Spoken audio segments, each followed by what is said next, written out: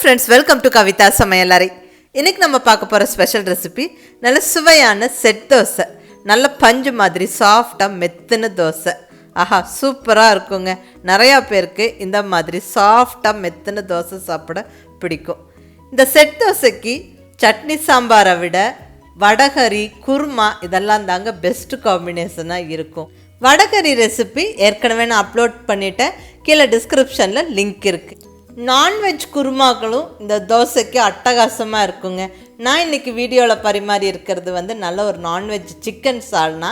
இந்த ரெசிபியும் நான் ஏற்கனவே அப்லோட் பண்ணிட்டேன். கீழே டிஸ்கிரிப்ஷனில் லிங்க் கொடுத்துருக்குறேன், வேணுங்கிறவங்க பார்த்துக்கோங்க. அதே மாதிரி நம்மளுக்கு நார்மலான தோசை லஞ்ச் பாக்ஸுக்கு எடுத்துகிட்டு போகணுன்னு நினச்சா அது கொஞ்ச நேரத்துலேயே வரன்னு ஆயிடுங்க, சாப்பிட முடியாதபடி ஆயிடும். பட் இந்த மாதிரி ஸ்பாஞ்சியாக ஃப்ளஃபியாக இருக்கிற செட் தோசை ஆறுனதுக்கப்புறமும் அப்படியே ஸ்பாஞ்சியாக ஃப்ளஃபியாக சூப்பராக இருக்கும்.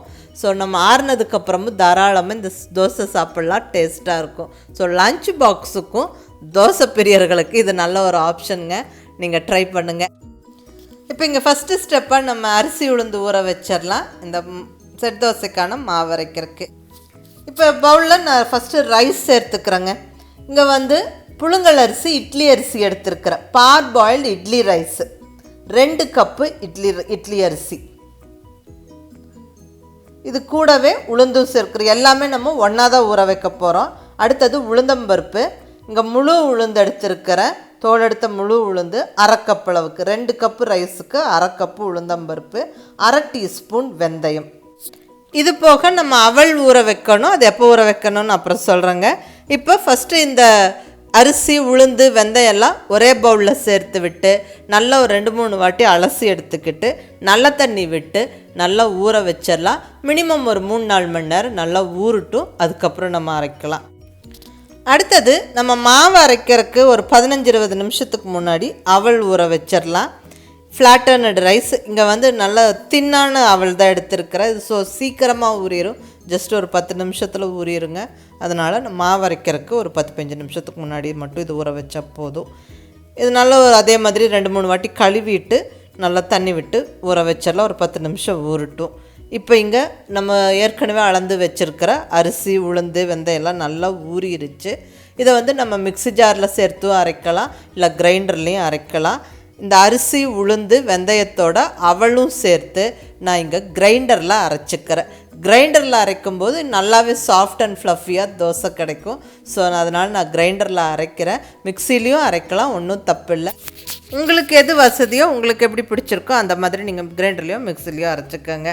அடுத்தது நல்லா நைஸாக மாவை அரைச்சாச்சு, நல்லா சாஃப்டாக அரைச்சாச்சு. இந்த மாவை நல்ல ஒரு பெரிய பாத்திரத்தில் ஊற்றி வைக்கிறேன். அந்த புளிச்சு வர்றதுக்கு இடம் விட்டு நான் வச்சிட்றேன். அப்போ தான் ஃபெர்மெண்டேஷன் ஆகி நல்லா பொங்கி வரும் மாவு. ஸோ அதுக்கு தகுந்த மாதிரி பெரிய பாத்திரத்தில் விட்டு நல்லா புளிச்சு வர்றதுக்கு இடம் விட்டு நான் ஊற்றி வச்சாச்சு. இது இருக்கட்டும், ஒரு 7-8 மணி நேரம் நல்லா புளிக்கட்டும். அதுக்கப்புறம் தோசை ஊற்றினா சூப்பராக வருங்க. ஸோ இப்போ நான் நைட்டு மாவாட்டி இப்போ மார்னிங் தோசை சுடுறேன். மார்னிங் சூப்பராக புளிச்சு ரெடியாக இருக்குது பாருங்கள். மாவு கலந்து எடுக்கும்போது நல்லா அப்படி காற்று மாதிரி இருக்குது, நல்லா சாஃப்டாக நல்லா ஃப்ளஃபியாக இருக்குது மாவு.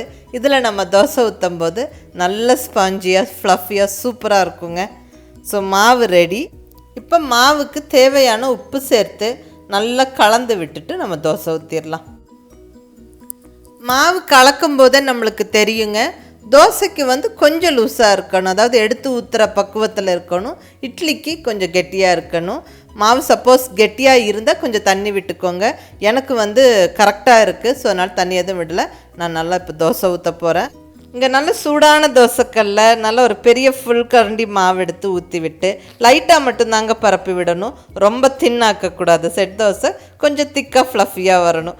ஸோ லைட்டாக மட்டும் பரப்பி விட்டு மாவு ஊற்றின உடனே இப்படி பபிள்ஸ் வந்துடும், கோட்டோட்டையாக வந்துருச்சு பார்த்தீங்களா. இப்போ இந்த ஸ்டேஜில் நல்லா சுற்றிலும் தோசை மேலேயும் எண்ணெய் விட்டுட்டு மூடி வச்சிடணும்.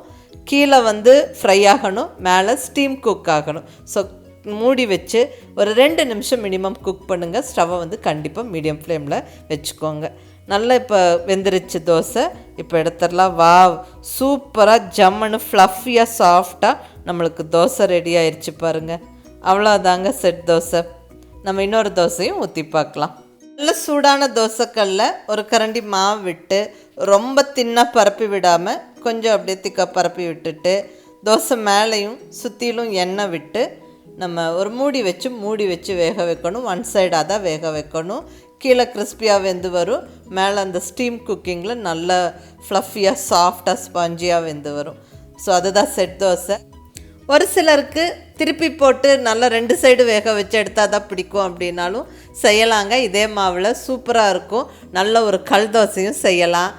அதே மாதிரி இதே மாவில் நல்ல பணியாரம் செஞ்சாலும் நல்லா ஃப்ளஃபியாக குண்டு குண்டாக சூப்பராக வருங்க. நீங்கள் ட்ரை பண்ணி பாருங்கள். ஸோ அவ்வளோதாங்க, சுவையான செட் தோசை ஜம்முன்னு ரெடி ஆயிருச்சு. நீங்களும் ட்ரை பண்ணி பாருங்கள்.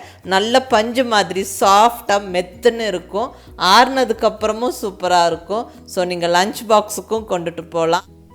இந்த செட் தோசைக்கு சட்னி சாம்பாரும் நல்லாயிருக்கும். பட் அதை விட வடகறி நான்வெஜ் குருமாலாம் பெஸ்ட்டு காம்பினேஷனாக இருக்குங்க. அந்த ரெசிபீஸ் எல்லாம் ஏற்கனவே அப்லோட் பண்ணிட்டேன். மறக்காமல் அந்த ரெசிபீஸும் பார்த்துருங்க. கீழே டிஸ்கிரிப்ஷனில் லிங்க் இருக்குது. ஸோ அவ்வளோதாங்க, சுவையான செட் தோசை ஜம்முன்னு ரெடி ஆயிருச்சு. கண்டிப்பாக நீங்களும் ட்ரை பண்ணி பாருங்கள். எப்படி இருந்துச்சுன்னு உங்கள் ஃபீட்பேக் சொல்லுங்கள். பிடிச்சிருந்தால் லைக் பண்ணி, ஷேர் பண்ணி, கமெண்ட் பண்ணுங்கள். கவிதா சமையலறை சப்ஸ்கிரைப் பண்ணி என்னோட மற்ற ரெசிபீஸும் வீடியோஸும் பாருங்கள். தேங்க்யூ.